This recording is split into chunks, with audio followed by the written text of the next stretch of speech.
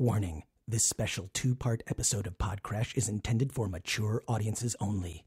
If you are listening to this and you are under the age of 18, make sure you don't get caught. I'm too lazy to do a podcast, so I appear on other people's podcasts. This is PodCRASH. Oui, c'est ça, tout quoi. Welcome to the show, folks. This isn't just any edition of PodCRASH. This is our very first special two-part episode of PodCRASH. Why is it two parts? Well, the podcast that I appeared on, the Pickup Podcast, it actually went over 2 hours. They broke it up into 2 episodes, so we broke up the highlights into 2 episodes. And I also didn't just want to play clips from this podcast, which is about, it's put on by these guys who do this thing called The Art of Charm, which is at theartofcharm.com. You can look them up at The Art of Charm on Twitter. But these guys, they give you all this advice on women, sex, dating, how to approach women, and how to in some cases how to get laid. I'm going to be honest. The Pickup Podcast is about picking up girls, but I wanted a unique perspective, and I thought we need a woman's perspective. Why not just, hey, what the heck, have an ex-girlfriend of mine on the show to comment, not only on what these guys are saying, but, maybe about me, because, well, isn't that what this whole show is about? It's kind of narcissistic, isn't it? Like this is the most narcissistic podcast possible. So I ran into this ex-girlfriend. I asked her if she'd be on the podcast. She said yes. That's what's about to happen. Before we get to that, a couple of plugs. First, I'm going to be at the Phoenix Comic-Con this weekend, Friday, May 25th, doing a panel at 3 p.m. at the Phoenix Convention Center, room 122. You can get more information at phoenixcomiccon.com. I don't know what it's going to be. We're probably going to be doing like a live version of PodCRASH. So check that out. Also, I will be at Comics on Comics Live at the Hollywood Improv. That's Thursday, May 31st at 8 p.m. at the Hollywood Improv. It's on 8162 Melrose Avenue. For more info, call 323-456-0720. You can get more info at comicsoncomics.com. Also, I will be doing Glory Stories again, actually. They really like me, so they're having me back. It's for the LA Improv and Comedy Festival, Saturday, June 9th. 9:30 p.m., and I am going to be sharing the stage with April Flores and Nina Hartley for another edition of Glory Stories. And I'll post some info at podcrash.com, or no, facebook.com/podcrash. You can look up our PodCRASH page. Also, a live edition of PodCRASH, I'll be crashing Defective Geeks. That's Saturday, June 23rd at 7 p.m. at the Comic Bug, 1807.5 Manhattan Beach Boulevard in Manhattan Beach, California. And go to facebook.com/podcrash for that. So back to this thing. I ran into this old girlfriend. I kept running into this ex-girlfriend. I ran into her at Halloween I'm with my girlfriend. She's with her new boyfriend. Ran into her at Halloween. Ran into her on New Year's. We kept running into each other. It's like, we just have to just finally have the talk. Okay, great. And it's been 3 years. So there's no bad blood between us. There's no hate and whatnot. But it is a little uncomfortable, when you see someone in that way. But what's weird, with the sort of distance of time, I feel like you get to really see that person really for who they are. And I think that, she's grown, I've grown. We don't hate each other. I will say this, that the relationship did not end well, ended actually really badly. And it's funny because on the podcast, I actually talk about different relationships. I never mention anybody by name, but a lot of the time I bring up, well, this one time, this girl, and it's this girl, Janelle. Okay, real quick plug. I tell you guys about a lot of cool stuff. You have to check out this website, Squid Kids Inc., with a K.com. Why? Because if you're into vinyl toys like I am, you have to check out their super cute Squib plush and this retro-inspired Tendo figure. It looks like a retro Nintendo cartridge, but it's a figure. It's awesome. If you go to their website, enter the promo code PodCRASH, you get 20% off your order. That's www.squidkidsinc with a K.com. Squid Kids Inc. for geeks by geeks. Okay, got the plug out of the way. Now I'm off to Janelle's apartment. She just moved in like a few weeks ago, so her place is still in setup mode. Brought over my recording equipment, and now let the awkwardness begin.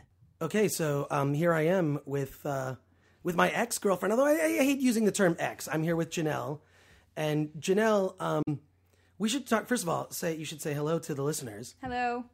And Janelle, we should talk about how we met. Because we met kind of in a weird way. Like We did. Yeah, I mean, I'm on this pickup podcast, which we're going to listen to because I need the opinion of someone with a vagina. I need someone. I have one of those. You have a vagina, and I really need you to listen to this. And I want, because I feel an opposing opinion is really necessary. But we met in kind of a weird way. Like, I knew an ex of yours, and then I went to some party, and I was in a weird state. Like, what was your impression of that evening? Well, that was weird because there was some strange guy that kept staring at the back of my head while double fisting beers. I was double fisting beers. I was the guy double fisting. Yes. So then what? Like, from your perspective, what happened? Well, I can't even remember, right? It was like you came up to me and, like, kept talking to me, and then you eventually realized that I was the girlfriend of the person whose party you were there for. Right. That was awkward. So, no, actually, he introduced us because I said, like, the first thing I said was, like, who is that girl with the pink hair? Like, I'd really like to talk with the pink-haired girl. I didn't care about anyone else. And there were, like, I think there were porn stars at this party. There were. So, yeah. So that we were actually introduced. Okay. And then I started talking to you. But then I do recall that I was just, like, angry about stuff. So I was basically, it was sort of like, because there was no pressure, I knew that, like, you had a boyfriend, you were there with, that dude, and then that I was friends with. And then I was just, like, sort of I was just, it didn't matter. Like, unrestrained. I didn't give a shit. And I was just talking to you. And you were just laughing at, like, everything I said. I think it might have just been to appease you. yeah, exactly. But that's the thing I've always appreciated about you is that, like, you're extremely real and you have a lot of opinions about male-female relationships. And one of the things also about you that is amazing is that, like, you're not on social media at all. You're not on Twitter and you're not on Facebook. This is true. Yeah, no, I admire that. Because so many women, why are women so obsessed with Facebook and Twitter and all that stuff? Well, it's another way to get people to look at you, right? Because you can, like, post some pictures of you, like, in a bikini or getting drunk with your friends, and then all of a sudden everyone's going to want to look at it, right? And they're going to want to comment. How do you post pictures of you in a bikini then to get attention? I actually don't think I own any pictures of me in a bikini. I Really? probably have some pictures of me in less than a bikini, but, Well, yes, that's true. Yeah. So... I don't care. No? Okay, yeah, well, okay, yes. I was trying to do a secret signal. I was so bad just then. Because Janelle is a suicide girl and was actually one of the first, like, kind of an achievement in that. You were... I think I was the first LA girl. The first LA suicide girl at kind of a young age. Yes, 19. Could you say that again? Oh, at 19. Could you say that thing where you used to say, like... Let's try that. Say that. I'm only 19. Oh, I'm only 19. That's such a drag. But you're not 19 now. I mean, you're... No, I'm definitely not. Fully grown woman. But I think that, like, we just met in kind of just a completely non-traditional way. I mean, I think you and I both talk about, and I think a lot of people say this, I hate dating. Dating is the worst. It's such I've always said it's like a job interview for fucking. It's stupid. But what are your opinions on dating and whatnot? Because I mean, we didn't traditionally date. We just met. We're into each other. I tried to not like you. I failed. Right. Well, and then we just started hanging out, like, all the time. So there wasn't really so much dating.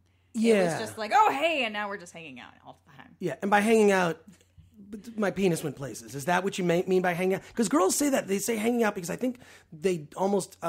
people actually don't want to define it. They don't want to say we're dating. They just want to say we're hanging out. Because hanging out sounds very casual. Dating sounds like there's some implied commitment.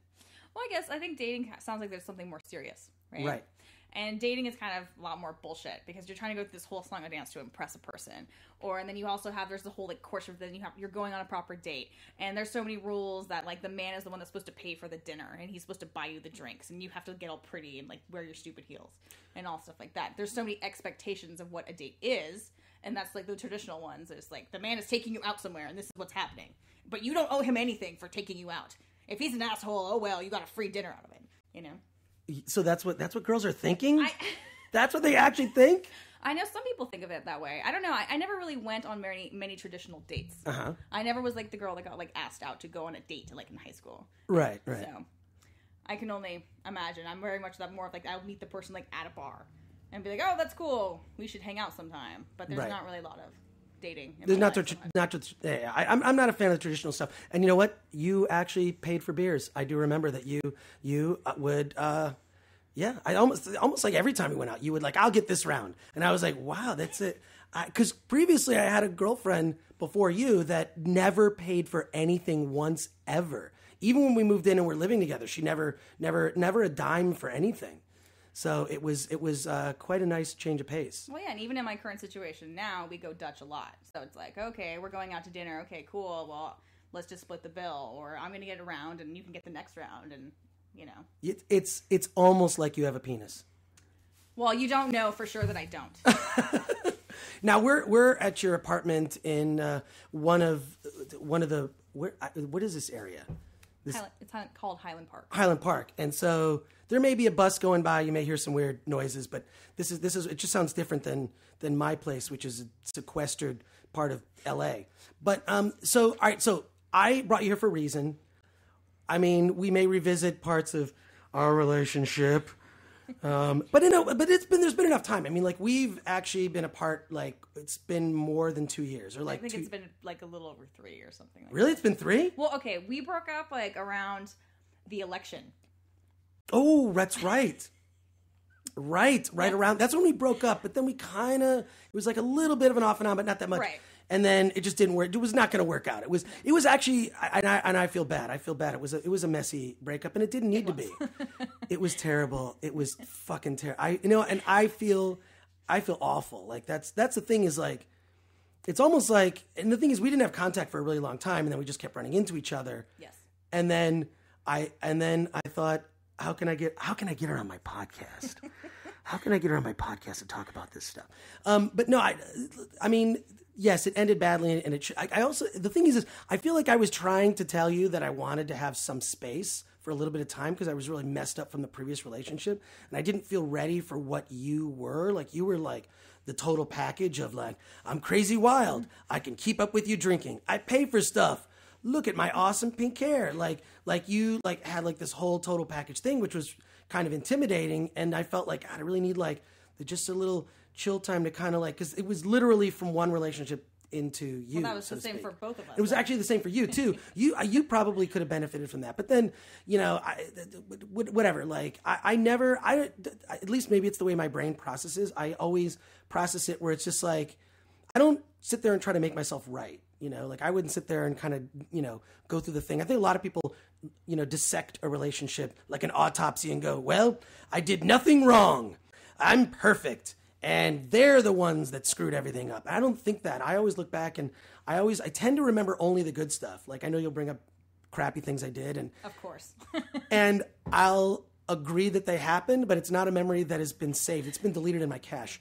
But yeah, but it's like, but then like I will sit there and go, oh yeah, I at least try to like learn something. So when I go into the next relationship, I screw up less. From where you sit, what are your stand on and everything I just said? Well, I mean, I think everyone should, try to benefit from what they learn, right, and try to make changes. I mean, I can't speak on whether or not you've totally made these changes in your current, like in any relationship after me. So, I can't. I can guarantee I'm probably more screwed up. But anyways, but like from where I mean, like there's like certain moments where I'm like, oh, I feel so terrible, like. Well, I mean, a lot of it's all in the past, and it's fine. Like whatever. If you start doing any of that now, I'll probably hit you with my cat. I love your cats. But he's really big and he's got claws, so I might throw him at you if you get out of line. Right. But otherwise, I mean, it's all kind of in the past, and I think I'd like to think that even though I wasn't perfect either, and I won't claim that I was, and I'm still not, but I'd like to think that I have also made changes to who I am too, and the way that I function in some ways. I don't want anyone listening to this to think that either of us is kind of grown up. I mean, I don't want, this is good. Because I've always been cool with exes, and they just sort of recently had like a weird thing where it's like, I do feel there needs to be like the cooling off period. Like once you break up, you've got to have that like, don't see each other, don't contact each other. And it's almost like they say it takes at least a certain number, like at least 30 days to kind of just like chill. But like you've got to have that like no communication. And every time you re-communicate, whether it be a text message, an email, a phone call, you see them somewhere, it resets back to that time. If you're in that sort of like where everything is very painful. So you really need that sort of distance. And I feel like I didn't let that happen. I just kept reopening the wound. Yes. And plus we ran into each other on one of the most epic nights. Oh, we'll have to talk about that later. Okay. Because you don't know what happened like that night when I ran into you at Jumbo's. I forgot about that night entirely. Yeah, but I can tell you that like from where I stood, that was like the weirdest night of my life. That we'll have to talk about that later. But so you're on my podcast to listen to this other podcast I was on, which is, let me tell you what the show is. Okay. It's the Pickup Podcast. And the Pickup Podcast is this podcast. It's like these dudes that they put on a seminar called The Art of Charm. The Art of Charm is like this school, and it's not a school. It's basically these guys have an apartment off on Hollywood Boulevard. It's directly on Hollywood Boulevard, actually above a club. Like right around, it's around like sort of La Brea, Highland on Hollywood, if you know the area. Anyways, so they have a website, theartofcharm.com. And these are for dudes. It's really for guys who are completely socially awkward and are not good with women. So these are guys that might be like 25, 30 years old and they're virgins, or they don't even know how to talk to girls. They can, so they really are socially awkward. Or also it's like for dudes who maybe they're okay with women, but they want to get better at. And they say this Art of Charm, it's something that you can use also in business. It's not just something you would use to pick up girls. You use these sort of relationship skills or these relating skills in other ways. And I know that like, I'm not gonna brag, but people have said I can be kind of charming. Can I be charming? Sometimes. Oh shoot, sometimes? Really? Only sometimes? Yeah, sometimes. Okay, so sometimes I can, well, all right, sometimes I'll take. I only need it for a short period of time.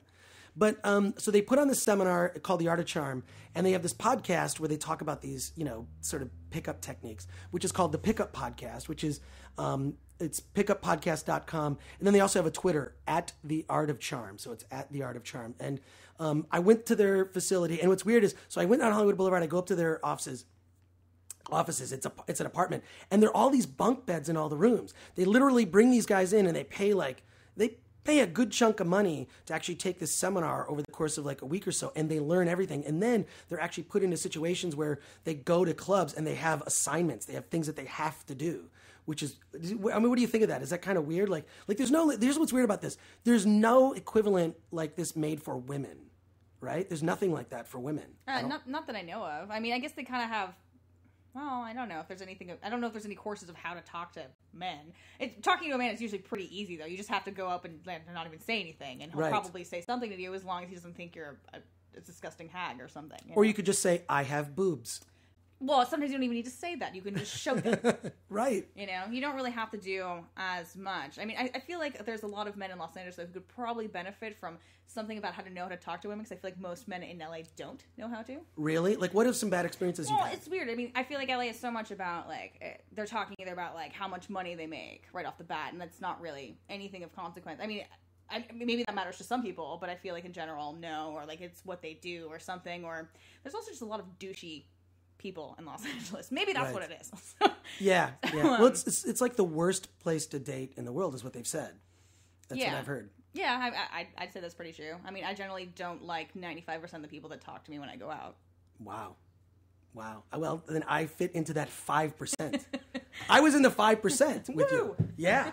So, but it's weird. There's no equivalent. I mean, what's funny is that women went to charm school traditionally, like back, when gender roles were more defined. Now they're being redefined in many ways, but it's like, back in the 50s, there was, the words charm school. Girls would go to charm school, which is weird. And now these dudes are putting on this seminar. But I think even like charm school can be related to, I guess, kind of current stuff that they have for women now is like how to land a husband. Right. Because it's been so ingrained that like if you're like 25 and you're not even close to getting married, you might as well be an old spinster and start getting your 500 cats right now.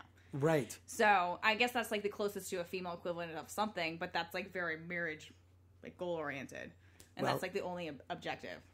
You have 498 cats left to go. That's what you've got to get. Okay, so let's listen. We're going to listen, and so what's going to happen is that we're going to listen to the podcast, and then Janelle is going to, probably mostly Janelle, is going to comment on what's been said on his. It's going to be really interesting because I really want to get like your perspective on this. And what's interesting too is you can hear how douchey I sound.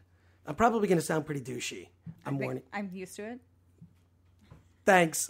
So here we are, the Pickup Podcast which was done with Jordan Harbinger and Adam Lyons. I talked to those guys and went to their place, and here is the result.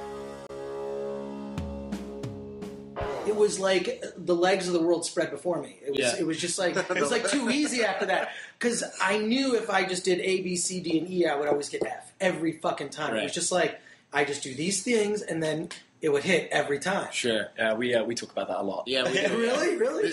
This guy right here is very well known in our industry as being like the number one pickup artist in the world or whatever. Really? Kind of a funny title. Nice. And so, that's an interesting sort of way to describe somebody who just breaks down social interaction to the minutest detail. That's okay. So this is odd. Like I feel like I always need to be in practice. So like right now I have a girlfriend, but one of my favorite fun things to do is when I'm out in public and I'll see like a couple are on a date. It could be they're married or maybe their boyfriend, girlfriend, whatever. Mm-hmm. I always will do a thing where I get the girl's attention by doing the look, but not too long, but just a little bit to know interested, and then look away. And I keep doing that. And I've had girls give me like their number or like Facebook me, here's my name, after like he's gone to the bathroom. And it's like, I know I can do it. Not going to cheat on my girlfriend, but all right, that's fine. I am in practice. Yeah. That's that specific technique that you're using. There's a lot of psychological studies. One of the things that I do is I analyze psychological studies and pinpoint where that cross-reference is with actual things that I've seen or that we've seen work. And essentially what you're doing there is you're actually showing interest, but you're showing it with a very specific type of body language. Mm-hmm. There are basically 3 ways of looking. Using your eyes. We should be recording this. This is too good. It's already going. It's already going? Okay, good. Yeah. Cool. So there's essentially 3 ways of letting somebody know that you're interested via glances. And they break down as a type 1, a type 2, and a type 3. Type 1 glance is where you're hanging out with somebody, but you're not looking at them. So you're not giving them any attention, you're just giving random people attention. That's type 1. You're not giving anyone specific attention, but you are giving the room attention. Right. Type 2 glance, which is what you're doing, is where you look at someone, but then you look away. And then you look at someone, you look away. You're giving them a mixed signal. You're like, I am somewhat interested in you, but I'm also talking to this person. Right. I'm splitting my attention between the two. And then the type 3 glance, of course, is where I'm just going to stare you down and I'm going to make it very clear that I'm interested in you. And they're all used at different techniques, and it's good to be able to analyze them to see somebody else if they've got it. It's also good to be able to do it yourself so that you can show interest. And there's a lot of studies that say that if you show someone interest, you actually tend to pick up more interest from them. We typically are more attracted to people who are attracted to us. Or available. At least, yeah. Or I saw something, this was actually in a magazine. They said the number one thing that attracts a woman to a man. And they did that, it was like 40% of the women in the study just said, ignore me. Mm-hmm. So it's like they want attention. That was like a Facebook graphic, right? Was it? Like a pie graph, and it was like... Ignore me was like the highest. Yeah, it was like puppies were one sliver, and then like, fancy dinners were another one. And this is where psychology studies like fascinate me.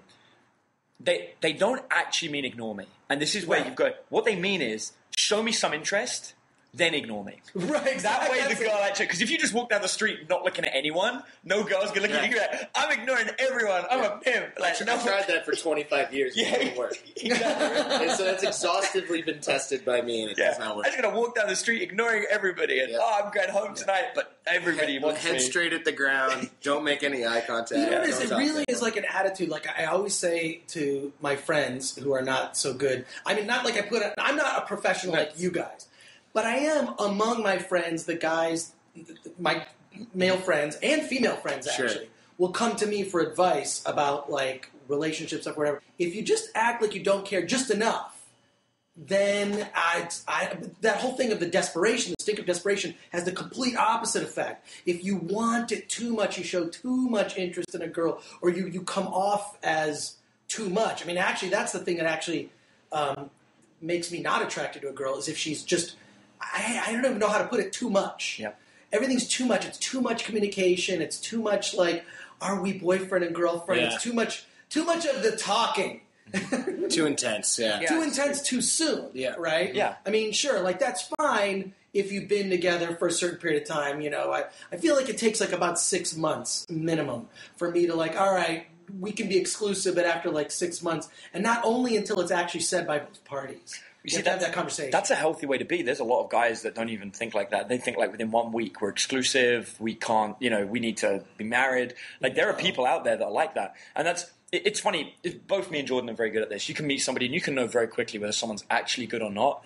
And in our industry, there are a lot of people that will tell you how good they are. Sure, and talk about it a lot. Yeah, and so you won't miss it. Yeah, and so you've got to learn how to spot people. The minute you walked in the room, I knew you were good. I didn't need to hear you say a word. The minute you started speaking, I knew you were good. And then it's cemented the more you're talking about things. For example, I've yet to hear you say, just be confident.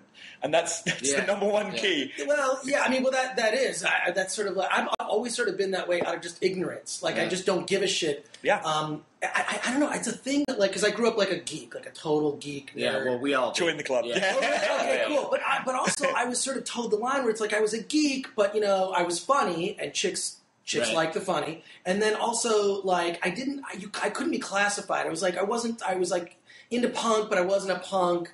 I had friends who were burnouts and smoked pot, but I was not so much into the drugs. I had friends who were jocks, but I was definitely not, you know, an athletic guy. Sure. So I just sort of told the line as like it's indefinable, but geek would probably be the easiest thing. So I just learned early on that like I just don't care what people think of me. And as soon as I unlocked that thing when I was a teenager, that just opened up everything, because as soon as like I just didn't care, it's like, oh, you have no power over me. Right. You have no power over me because I don't give a fuck what you think.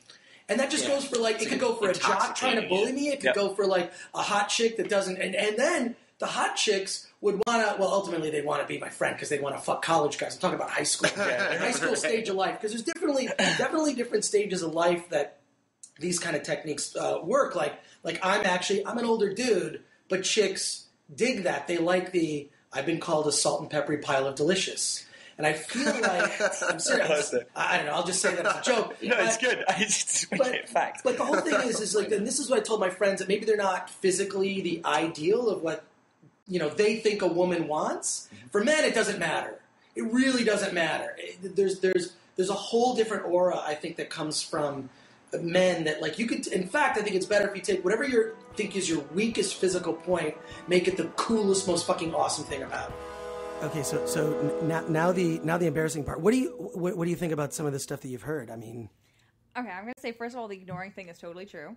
The ignoring thing is totally true. Because if there's someone just paying too much attention to you, it's like not as interesting, right? There's just something not as interesting. It's like, okay, well then you just become the only kind of thing on the table, and that is not as exciting for whatever reason. I don't know why women are just programmed this weird way.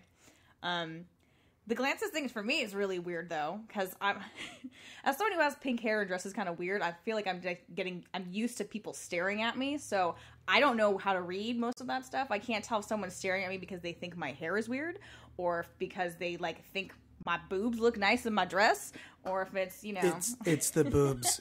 I'm just to clarify, just to make that factually accurate. Yeah, boobs. Yeah. Yeah, but you know, it's kind of like, I don't really know. I'm not really good at reading glances, but the ignoring thing does totally work. Really? I can be good and bad at that. Like with you, I was just trying to get your attention. Oh, you were definitely number 3. You were the third glance. Really? It was the third. It was just the stare. Oh, darn. Yeah.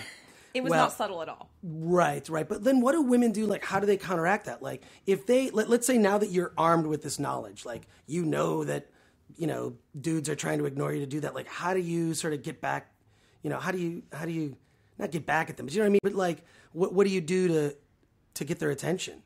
Basically, that's what you do. You do stuff to get their attention. Well, I feel like everyone does like the glances thing, and it's kind of works the same way. I mean, I may not intentionally stare at some guy a certain way, but I'm probably not going to stare at him the entire time if I'm interested in him, because I would feel creepy doing that.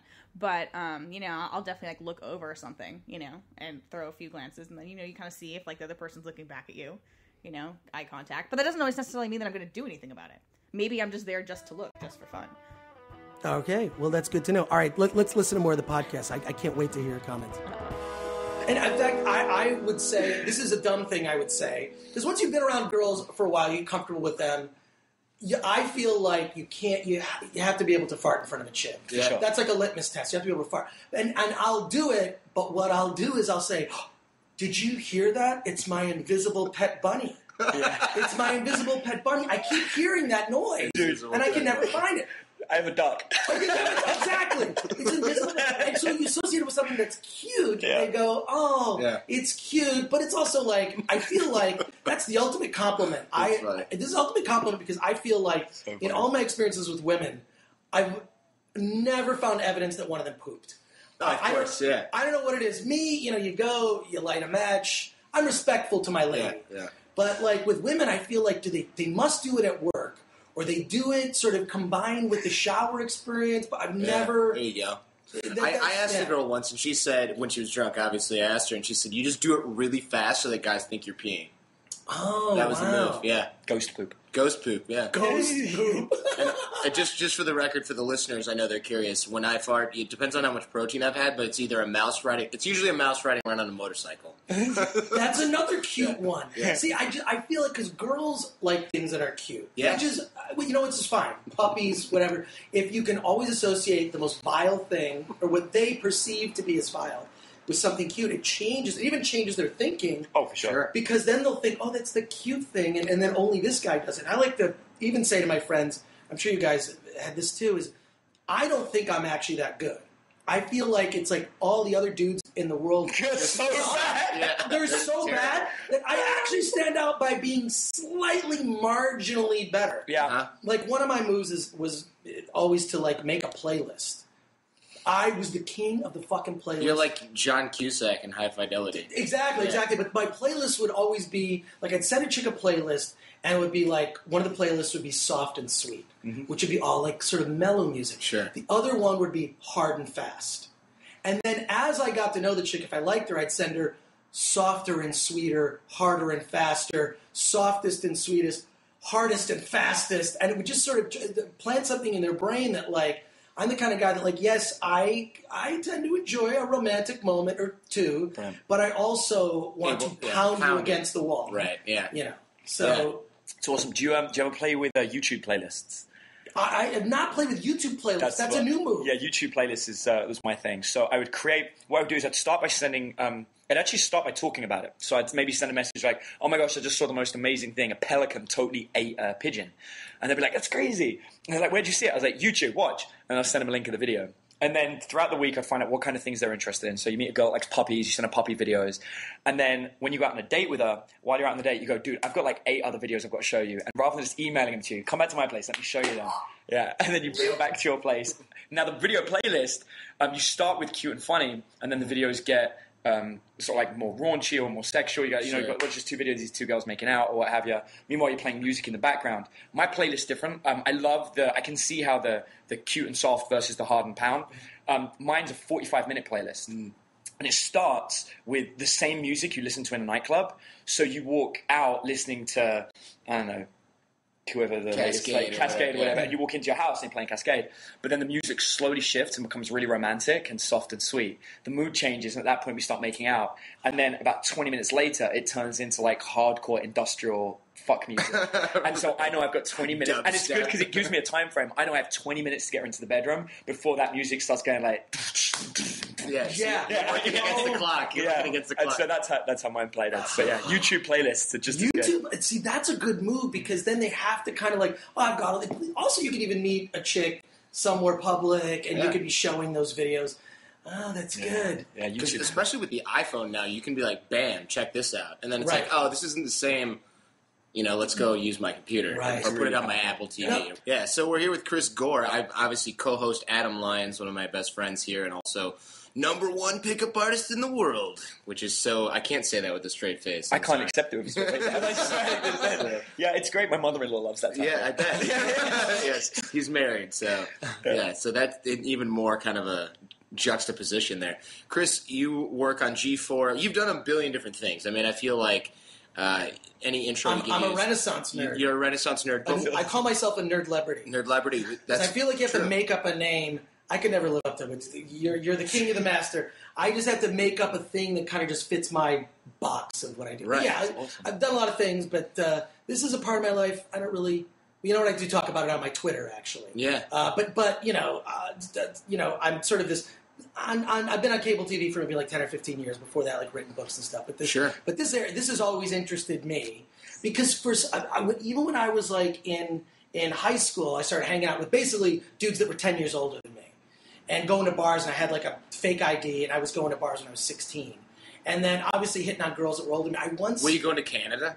I was going to Canada. So was I. Oh my God, Michigan. I grew up. Okay, I grew up in Royal Oak. Yeah, Michigan. I grew up in Troy. So. Troy, right around. Yeah, so we're neighbors. Yeah, Oh my I saw God, that you went to Kimball. Oh, went to Kimball. Hilarious. So we would go when I was 19. We would go to Canada, and we would go to see what we called the Windsor Ballet, which was bottomless strip clubs. Okay. And then we would buy beer because the drinking age was 19. Mm-hmm. So we would bring back cases of like Brador, Mickey's Big Mouth, or whatever the Canadian anything. Right. We would just bring it back, drink that, and then just go there. And that was the one, like, of all of my travels, the women I found to be the most cold.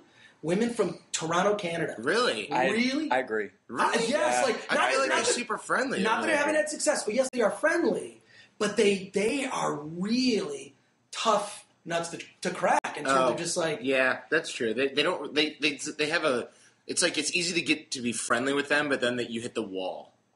Right. You hit the wall. Yeah, it's like they've got a chip on their shoulder from day one just because you're a male and you're talking to them. Exactly. Yeah, I totally agree with like that. a feminist sort of city. In fact, like, if I was going to be honest, if we go through America, like, and I've traveled all over teaching this stuff. So if you start at the bottom, you've got your Southern belles. Mm-hmm. You got like the night or the California kind of girls. God, I love they're so friendly. Girls. Oh yeah, they're so friendly. Austin, so Texas. awesome. That's where I live. Oh my God, are you kidding? Yeah, I live in That's Austin, supposed Texas. to be the number one place just to be single is Austin, Texas. LA is supposed to be the worst. And you're married. This is why I teach people. But this is why I teach people in Austin, Texas. Because I saw a girl and a student talking to each other, and the girl was there for like an hour, and the student was probably the most boring conversation I've ever seen. It was like day one. He had no idea, and we were kind of just analyzing him. But the girl stayed there for an hour, and he's like, dude, maybe I'm better than I thought. Like, like maybe... And I listened to the girl afterwards, and her friend's like, why did you talk to that guy? She goes, I didn't want to be rude. Yeah. She sat there for an hour. It's so awesome. And then I dated a stripper from Austin, Texas. She was just... And the girls there are just amazing. Dude, she was giving you money. Practically, yeah. No, strippers from Austin, Texas. We say if heaven was a strip club, it would be Palazzo in Austin, Texas. The girls there they've like never left Texas. They've all lived in Texas their whole life. Mm-hmm. So if they meet... And they never will. No, and they're literally there as a way of meeting a guy. Uh-huh. Like, they're like, I'm going to become a stripper for a while because, it's good money and I might meet a guy that I can date. So they're actually prospectively looking to see if they're going to date you. Wow. So, like, every single dance you have, the guy's like, so, you tell me your name, where are you from?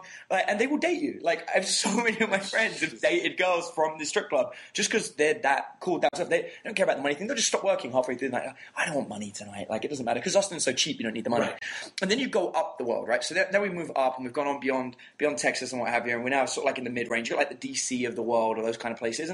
And people are still quite open and friendly there, but they're a little bit more business-like. It gets a bit more. And then you got to New York, and now the girls are like, how much do you earn? What do you do? Like, and everything's like that. And I gotta say, just a quick aside. For sure. The girls in New York are not, to me, the most attractive. This sucks. They're more outgoing, but as we know, and they're more like kind of I'd say winners career-wise. Right. But there's always that little trade-off there. Like a New York 9 would be like an LA 6. I'm sorry. Yes. There is. To be honest. There is definitely a 0.5% in New York that destroy almost anything else. I agree. I think there's the like hottest girls in New York. Right. Yeah, the tiniest amount at the very top where, like, I will go into a certain place in New York and I'll be like, everyone in here is a world-class 10. But that's a tiny minority. It's a very small amount. And, of course, you're dealing with a lot more shit, whereas you can meet a girl that's just as hot in LA a lot more frequently, and she's going to be a lot friendlier. Yeah. But then, so it's this thing. So as you go up north, everyone's getting ruder. So then you get to Canada, and it's like above New York, and now they've got that solid chip formed on the shoulder, and then they can watch. And that's why I'm just glad I've never met an Eskimo. Because they would be horrible. Right. Yeah. Well, first off, I have to say, like, the making things cute... making things cute that are gross is something I've done a lot. I mean, because when we lived together for a little bit. Yes. So sort of those male-female processes that, like, I'd have to say, the one thing that I just realized is that when you have those headphones on, I can totally fart in your apartment. You'd never hear it. I might have smelled it, though. That's true. But what if I went to the other side of the room and I just farted? You'd never hear me. earbuds, girls with earbuds in, now dudes, you can just burp, fart, do whatever you want. Yeah, you've got to be careful of the scent that you're putting out there. That's true. Because nothing will protect you from that. Now, what do you think about some of the? Obviously, I could see you. I could see the look on your face. I don't know. I'm having issue with this whole YouTube playlist. No. I'm just gonna say no. It just seems too like douchey and calculated. Yes, but you don't know that while it's happening. I think I would. Okay, if some guy was just like, oh, I happen to build this playlist for you. Oh, you should come. It's very like easy to tell when some guy is just trying to get you to his house. Right. Unless you're so drunk that you have no idea what's going on, it's very obvious. You know, and the thing is that, like, when you first meet a woman, she's going to decide pretty quickly whether or not she wants to go home and fuck you. Okay, I mean, within what period of time? Like, seconds? Within the first 5 minutes, she's going to know. And she's already going to have her decision made. Unless it's very difficult for you to, fuck that one up. Unless maybe you start off good and then you just end up being a total asshole. Then she might change her mind. Or maybe you come off as an asshole, but you redeem yourself quickly. I mean, that can happen. But usually something in the first couple of minutes, she's going to know whether or not she wants to go home with you. So trying to, like, then trick someone to be like, well, you should come to you can't look at it on it's so small on the phone. You should come to my house. And then there's like this whole calculated like scenario of like what is being played. It just seems so horrible. Like I'd rather just be like, okay, cool. I like you. Let's go home and have sex. You don't need the playlist. That's right. Just a formality. If I want to have sex with someone, I don't need any of that. And it feels like I'm just gonna be like, ew, this is just what this guy does to get girls. Like, this is just kind of gross. Like, why doesn't he just, like, go out and, like, see what girls like him and then just take him home? Like, why do this whole thing? Yeah, I agree. Yeah. What did I do? Now I'm like, questioning myself. I'm totally questioning myself and, like, what I did. Like, what did I do that even... I think first of all, I wasn't trying. That was the thing, like, because under the circumstances I met you, I wasn't trying to get with you at all. Because of that, then I actually think I did well. Do you think it's almost like you go in a mental state, like of not, because I feel like not trying is actually a good place to be when you're not trying to do it. And yeah, I think if you put too much effort into it, then it's like a turnoff. Because it's like, why is this guy trying so fucking hard? This is just it gets like annoying. It seems almost kind of desperate. And desperation is not something like women like in a man. Well, maybe some do, but most don't. Are you sure? Desperation? I don't know. It could be kind of hot. I mean, confidence is like the best thing, and everyone kind of knows that. But being someone who's like so confident that he has like built up this whole list of things that work is a turnoff. I mean, it is for me. It just seems kind of gross. Like, I don't want to go home with that guy. Right. Well, yeah, you would probably not. I'd probably kick that guy in the balls. Really, honestly. Oh, right. Well, yeah, exactly. I could see you doing that too. And then show him a playlist of just me kicking people in the balls. I would like that playlist. I would like it. All right. Let's. What about the cute stuff? Like, because you're totally into cute stuff. Well, I do like cute things. I like my cute cats. I like many cute things, but I don't know if there's really like a cute way to play off, like certain bodily functions. I mean, there could be. There's only been one relationship I've ever been in where like, I could also like fart around this person, whatever. Really? And otherwise I just don't do it, and I don't really like, How do you hold the farts in? Well, it's like it's not like I'm constantly sitting there like thinking like, wow, I really need to like let one out. Like, if I do, I mean, I could just go around the corner, I guess, but it's not really happening that often. So you just go around the corner? That's how you do it? This is good information. Or you could go to the bathroom and, just be like, well, I have to go into the bathroom. I never thought to do that. I never thought to like, I've got a fart, I'm going to go in the bathroom. I just think, well, I got to fart. Well, it's like that thing, there's always that thing that they always kind of make fun of where it's like some man and some woman out on a date and the guy like really has to fart and he's like getting all awkward, like sitting there trying to hold it in at the table. It's like, you could just go to the bathroom and let it out, and then come back and sit at the table, and I'll be fine. This is amazing. I feel like not only am I getting secrets from being on the podcast, I'm getting secrets from you. Now you know how I like to fart. It's good information, right? Next will be how to dye my hair pink. All right, let's listen to more of the Pickup Podcast. Here's one thing: is the classic worst move ever. Hope maybe you agree with me. Yeah. The back rub. Hand massages and all that stuff. As much as a guy might think, hey, a chick will like this, I'm giving her a back rub, it's so invasive physically when it's not asked for that is the classic wrong thing to do. You know what's a much better version of that? What? Is get her to give you a back rub. Right, Dude, exactly. my shoulders are killing me. Just give me a back rub, like right there. See, okay, turn it around. That's right. Now, okay, for people that, because obviously I'm going to use this audio on my podcast. via the PodCRASH concept. Right. What is, like, for someone that's just like a novice, just starting out, what are, like, some just sort of inroads so they can take that baby step towards talking to a girl and maybe making some headway? Well, I would say that, initially what we teach here at The Art of Charm is that guys need to be comfortable talking to everyone. And one of the mistakes that guys make when they try to get better with women is they're like, I'm going to go out and only talk to hot chicks. So what happens is they talk to 5 girls a day because they're looking for all the 10s, only 10s. I only want to go for what I want. And what that does is it hinders them greatly in their practice, because what you need to do is if you want to learn to become more social with everyone, you need to actually go out and talk to guys. You need to banter with dudes. You need to be able to make friends with dudes.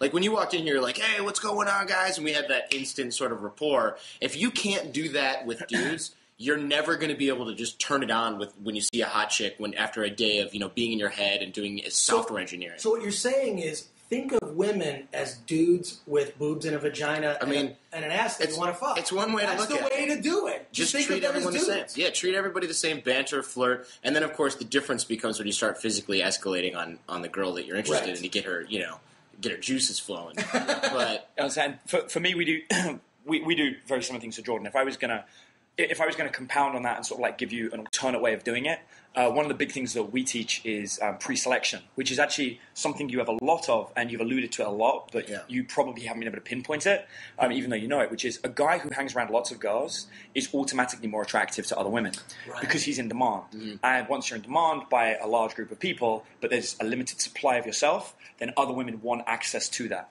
Plus, the other women are proving you to be attractive. He must be attractive. He has women around him. Therefore, what I think of him is irrelevant. He is attractive by default. He has to be, because women are attracted to him. So what I do to help my students out is right at the beginning, I go, you want to think about all the cousins that you've never contacted, groups of girls. So most people, like, I know for myself, like I've got a cousin, she's like 22 years old, she's hot, she's got a whole bunch of hot girlfriends, and like I never really hang out with my cousin.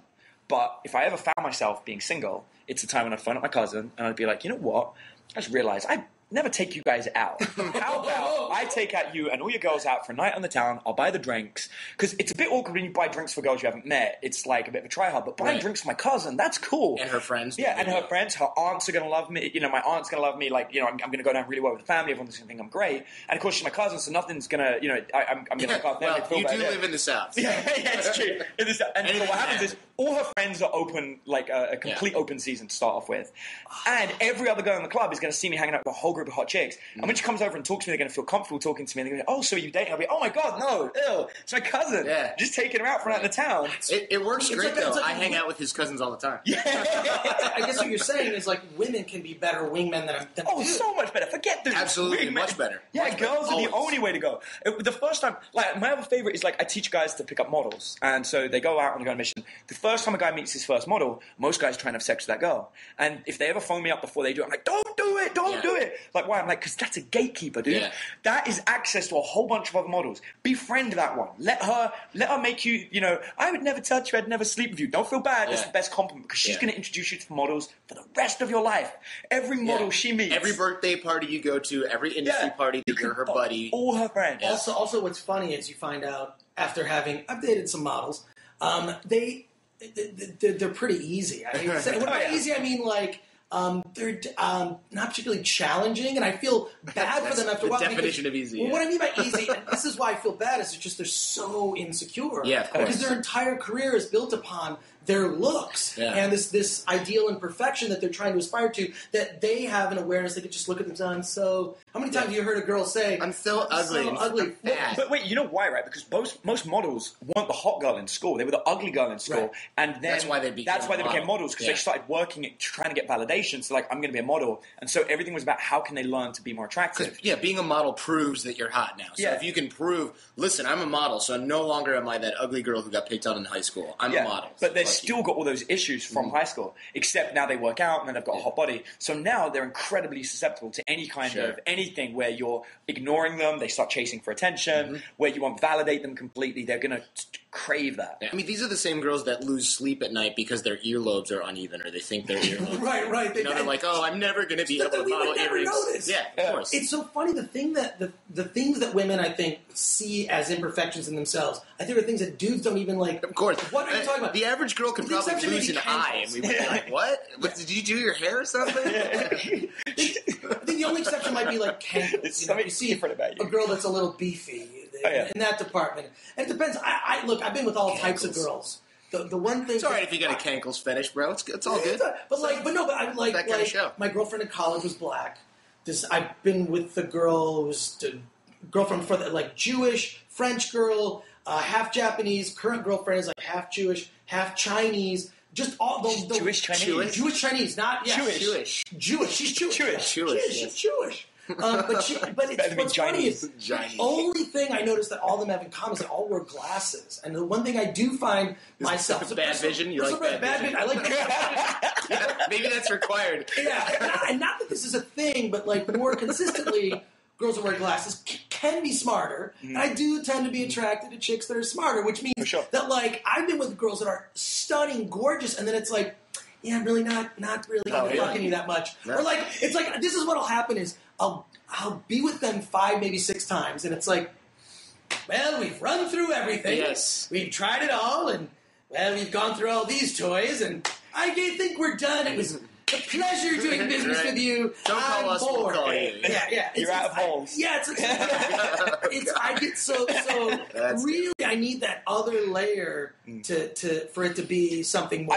I've got a thing for glasses, dude. That secretary look kills me. It's a fetish. Like, it's a fetish. The dirty librarian. I bought my wife LASIK, so she doesn't need to wear her glasses anymore. And now I'm like, damn it. I broke up with the girl because she didn't wear glasses. She had better than 20/20 vision for some reason, and I was like, you can wear glasses as like a fashion thing. She's like, nah, not really. She wasn't that bright anyway, so I don't know. Now, I don't know if that thing is true, but like one of the things that I always found has helped me, and this is just like this is years ago. Sure. One thing it's like and also because I feel like if you can get good at this thing, right? Basically talking to or picking up girls and when I say picking up, I don't mean just, fucking them in the ass and coming on their face. We'll get, that happens. Yeah. But a lot of guys would love to be able to just do that. Yeah, just do that. But I mean, like, you could have a relationship if that's what you want. I feel that the things that I have learned in this arena actually help in other areas. Like, of course. Business, like when it comes to just I'm doing this. I'm doing a show on another network, not G4 TV. I'm doing a show on a network, and I met with these guys, gave them this great pitch, and they loved it. And then they gave me this deal, and it's like, yeah, I don't like this deal. No, but that good talking to you.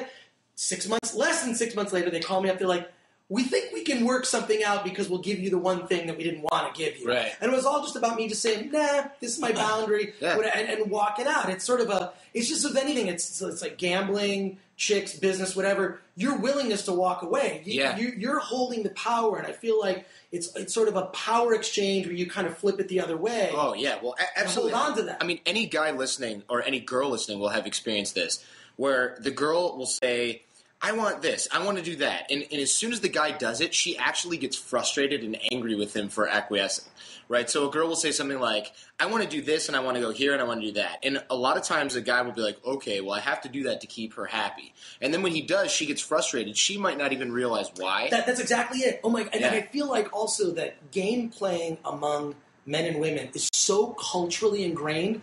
A lot of women, I notice, they don't even know that they're doing it when they're doing it. And what I'll do, my challenge is to knock them out of it and knock them out of it. And then, or make them aware of it. And it fucks with their whole world to the point where they just, then they keep calling me. Right, sure. Okay, I think it's weird. Like, I don't trust a man who isn't friends with any women. I think for me, that's like a really big red flag. So the fact that someone would have to call up like their female cousin to get them to come out seems really weird to me. It makes me think that there's something wrong with this guy, that he doesn't have any female friends. It's not like he has to have only women as friends, but he should have some.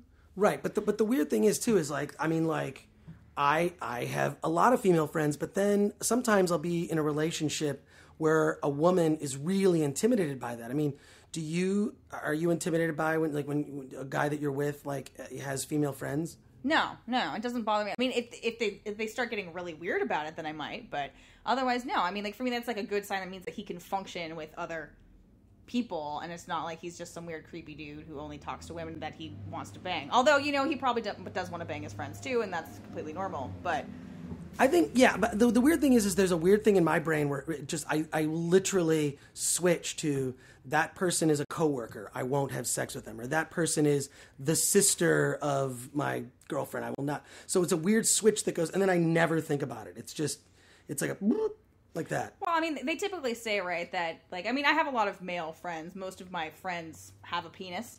And I'm sure most of them have at one point probably wanted to have sex with me if they have not already had sex with me to begin with.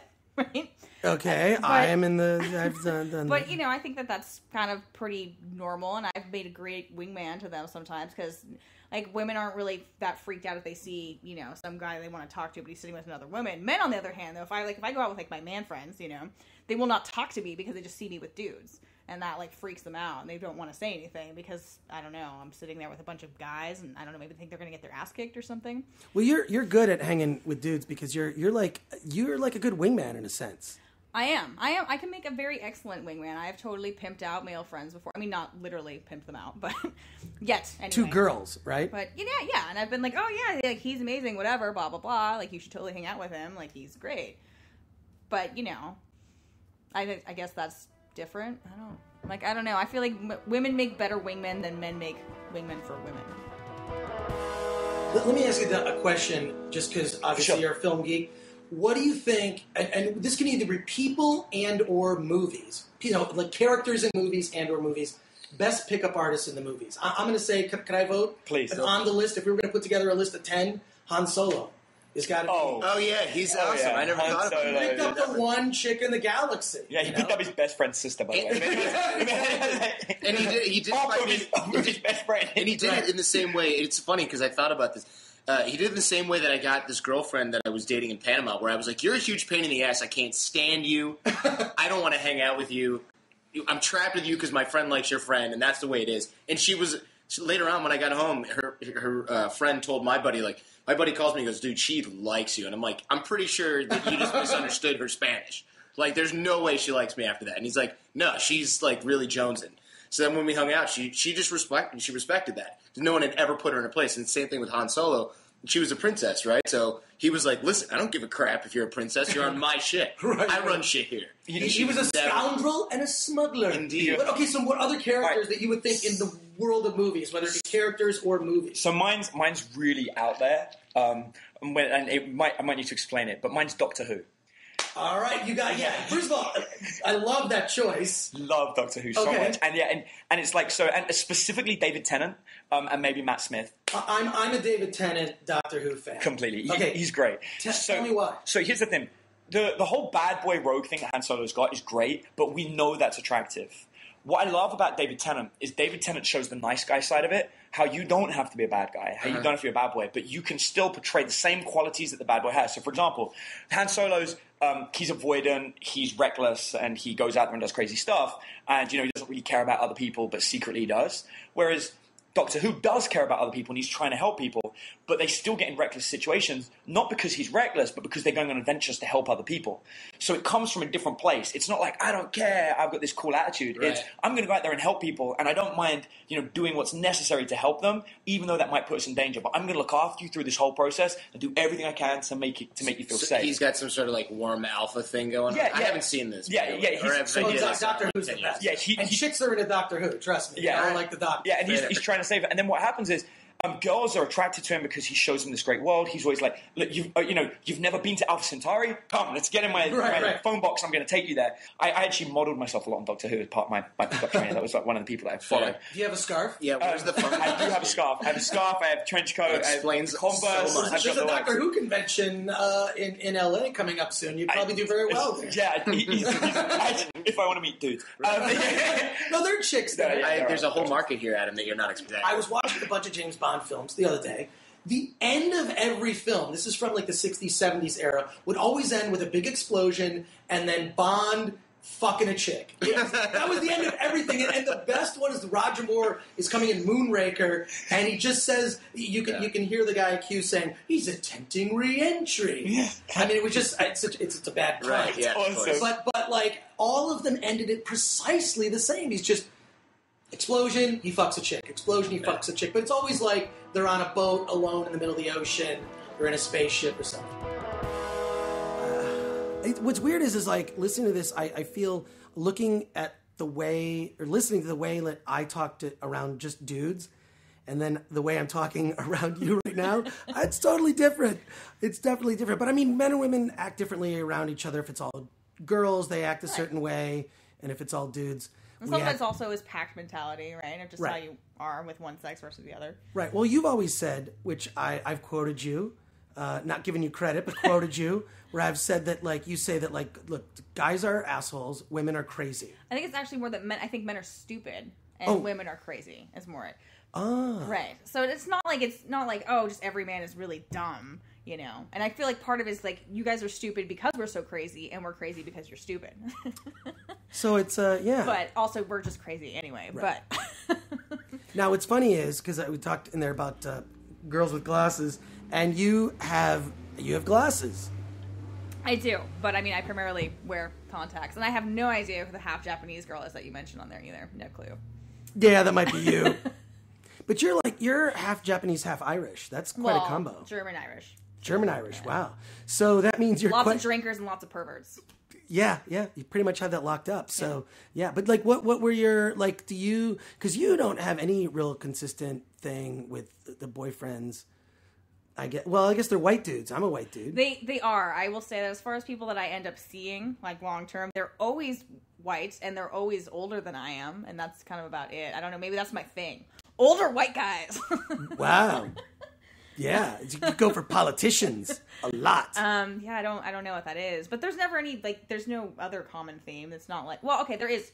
The one thing that every guy that I've had been in a relationship with has to have in common is that they all have to have some artistic outlet, right? I mean, I might sleep with some guy that doesn't have that, but I will not see him long term. Like a lawyer or a politician, you would. Well, no, I mean, he could. As long as he had something artistic that he was also doing, that would be fine. Like a lawyer that's into crafting. Sure. Yeah. Like, that would be okay, you know. Right. But it's almost like, I have to say, especially that segment was really uncomfortable to listen to, because I knew I was talking about you during the podcast, but you weren't there. And now then seeing your face listening was just like, Well, you didn't say anything really bad. At least not in the cut that I heard. So.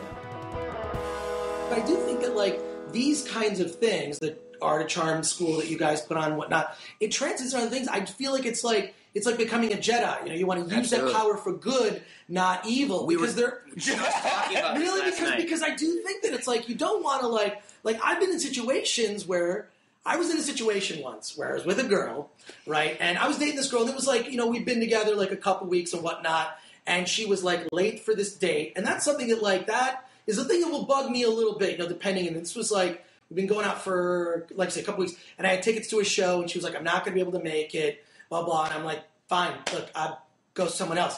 I literally on Twitter just said, hey, I got tickets to this show. A girl that I've been kind of flirting with, chatted me up. We DM'd each other. That's not a gross thing. It's just a Twitter term. DM'd each other. The two non-geeks listening. We went to the concert. I said, look, we can't, she was a little young. Couldn't really have anything to do with each other. And then that night, I'm making out with this chick in my apartment. She's 19 years old. So I feel like you can always... Now, that was a situation where I needed to get out of that situation because I thought, I can't be with this... We went out for a little bit, I'm going to be honest. We went out for a little bit. I didn't want to destroy her and break her heart. Right, I want to be able to make sure that, like... I wish. You know what I mean? To look yourself in the mirror. I wish you were with us like last night and 2 nights ago. Me and for everyone listening, you guys have missed out on an amazing thing at the Art of Charm headquarters. Right. We've spent about 3 hours every night doing advanced, top secret techniques and theory. Like going to clubs and stuff? No, like in this room, on this board, explaining like some of the really deep psychology stuff that no one shares publicly because it's too powerful. And like... There's just a couple of things you're saying that if I could have shown you what we were talking about, you would have been like, oh, so I could have kept dating her and she would have been completely cool with it and not had her heart broken and it would have been perfect. Just stuff like that. Yeah. There's ways of making it happen.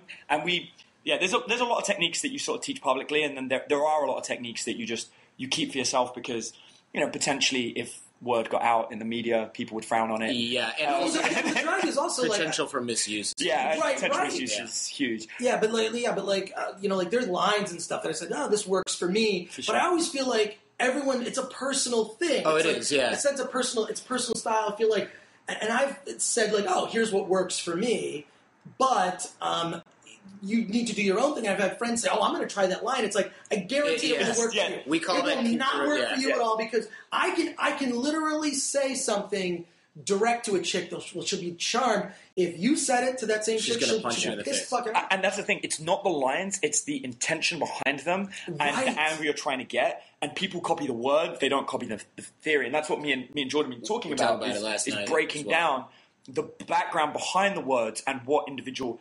there's so many different... The English language is so powerful. There are so many different words that have multiple meanings and multiple uses.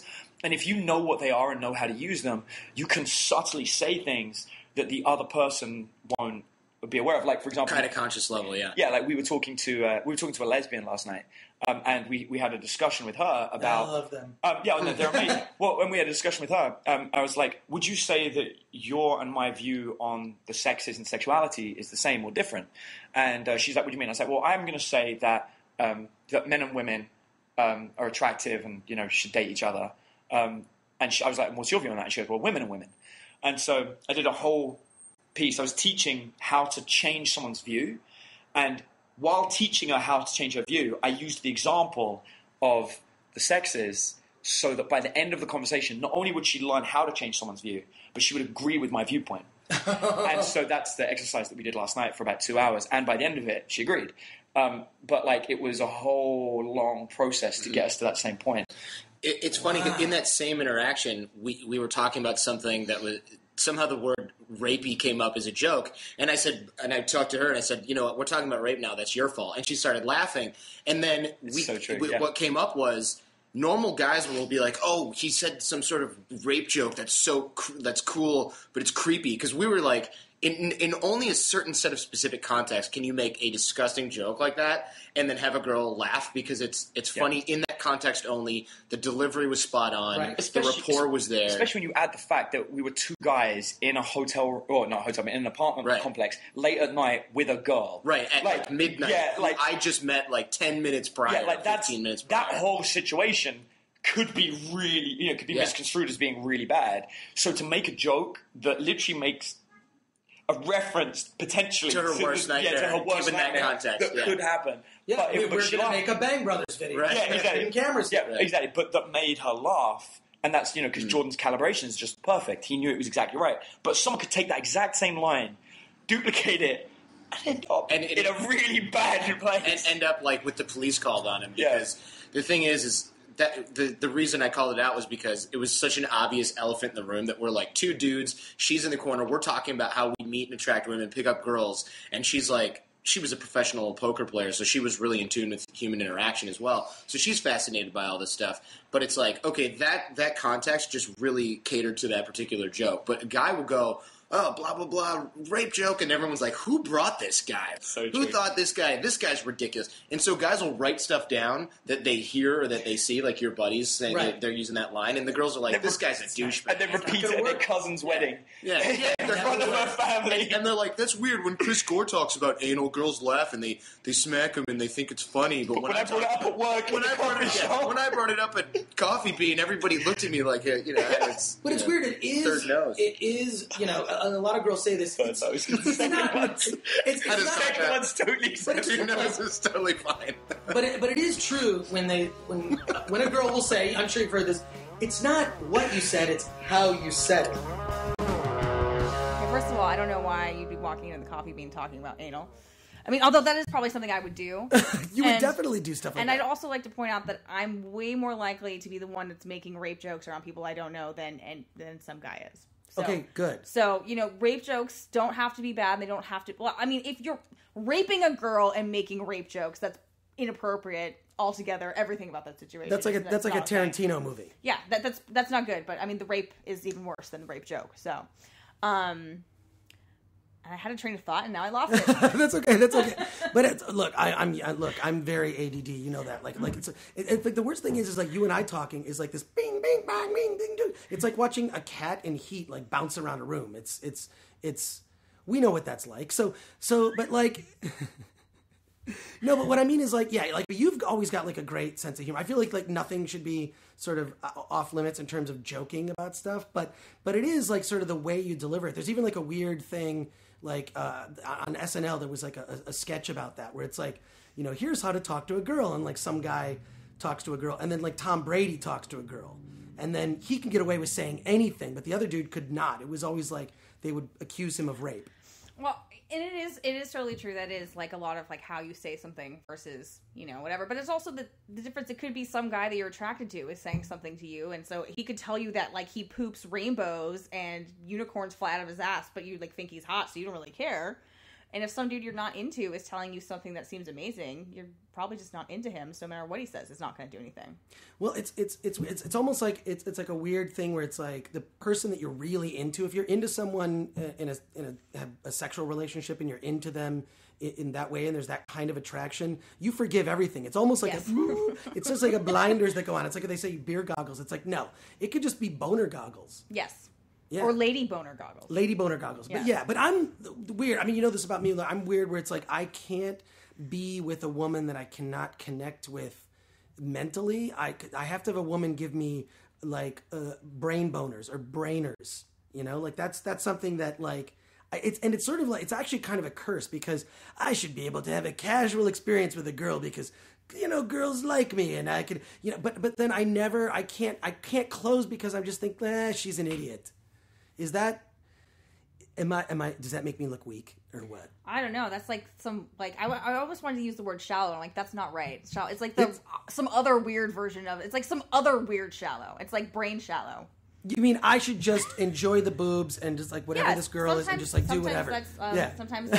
Sometimes he's just like doing something for the sake of doing it. It doesn't have to matter. I mean, right. I have definitely slept with some people where I'm like, awesome, I don't ever want to talk to you ever again, and then I'll get a text from them and I'm gonna just ignore because there's nothing in common. All I wanted to do was, you know, get to the point of just sleeping with that person. I don't need anything further from them. How does a guy know? Because this is something that comes up a lot. Is how does a guy know? Like, because I feel like women sometimes speak in code. You know, there's like a code. So could you tell us what the codes are? Could you give away the codes? No. I don't have any codes. I know that sometimes it is definitely the opposite of what is being said. It's like, so I want you to come fix my curtains doesn't mean I want you to come and do that at all sometimes, right? Basically, it's like you want them to bone you.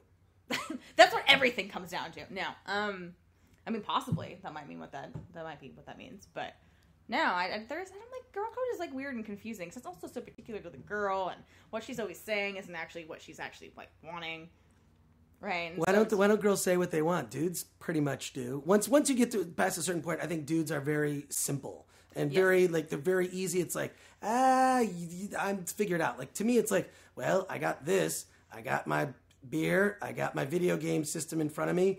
I am good to go. I don't need anything else, you know. But then, like, I feel like it gets with women. It's like their needs are so complicated sometimes, and I feel like that's where I fail. Where I fail is like there's a complex need where I'm just like, but can you just tell me what it is, and then I'll just give it to you, whatever that is, because then I can go back to the beer and the video games. But I think also sometimes that's always changing, and sometimes it's like they say I'll say like maybe I want attention, but really it'd be like well, if he's just gonna pay that much attention to me, it's boring. Like why can't he just be kind of mean for a little bit? Because if you're just nice all the time, it's not interesting. See, it's first of all so great to have you admit that finally some women, sometimes they kind of want you to be mean. They kind of want you to kind of man up and just say, hey, up with the guy thing, the testosterone, being a dick, blah, blah, like that, right? Like I feel like you just want to know that you can, and it's almost like a control thing. Like you can get that rise out of them, then it's like, okay, I got what I want. Okay, cool, we're good. And that, but you know what? Actually, I find out like really actually solves a lot of stuff. Is like there's like a tension, and there's like there may be some tension in a relationship, and stuff isn't right. You don't know what's wrong. And it's like and there's this and whatever. I feel like you know what it is.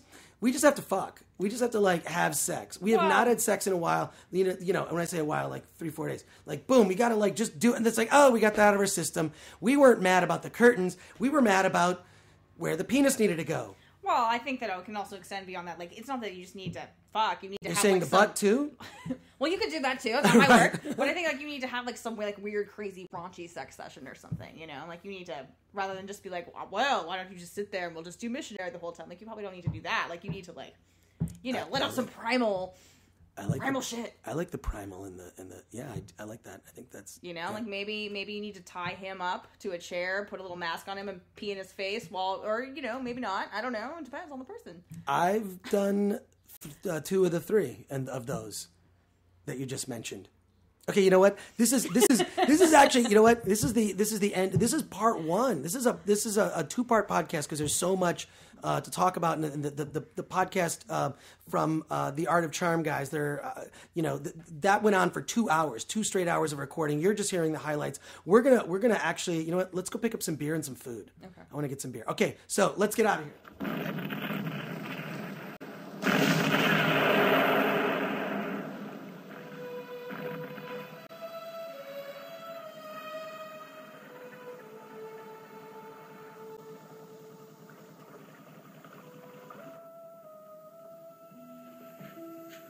Darling, who's at the wheel?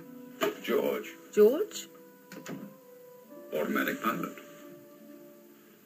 We should make Hong Kong in about 8 hours. Give or take a little.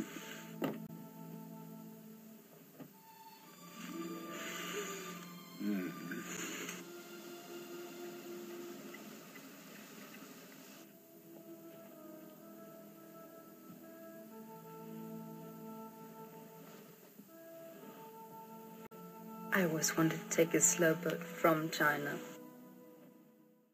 On the next PodCRASH with that Chris Gore. Okay, so remember that there's an area of my body that I used to shave obsessively all the time, right? Where's that? So I stopped shaving. I just want to show you. Okay. Listen to the conclusion of this very special 2-part episode of PodCRASH with that Chris Gore, available in just a few days. Where podcasts are sold, but they're not really sold. They're mostly for free, but wherever they're available for free, like iTunes or Stitcher or Intune or even at chrisgore.com, listen